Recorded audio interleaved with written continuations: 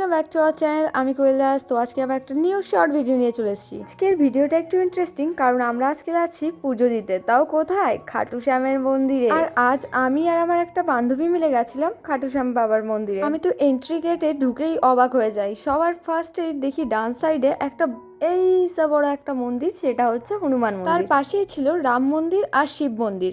Entry গেটটা শ্যাম বাবার মন্দিরে এতটাই সুন্দর না, আর কি বলবো। আর ভিতরটা তো আর বলার মতো নেই, তোমরাই দেখে নাও। যারা এই মন্দিরের আশেপাশে বাড়ি তারা খুব লাকি আমি মনে করি। তারা হয়তো সবাই সকাল সকাল ঘুম থেকে উঠে ভগবানের দর্শনটা করতে পারে। সবার প্রথমে আমরা ডালা নিয়ে নিয়েছিলাম, তারপরে চলে গেছিলাম মন্দিরে।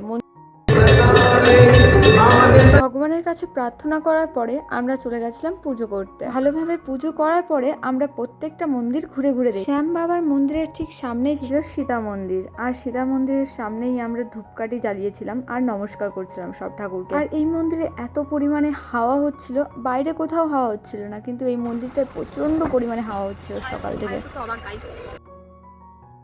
Thanks for watching guys. এই ভিডিওটা এই অবধি কেমন লাগলো লাইক, কমেন্ট আর সাবস্ক্রাইব করে জানিয়ে দিও। এই জায়গাটা কে কে গেছো কমেন্ট করে জানিও গাইস। Bye bye.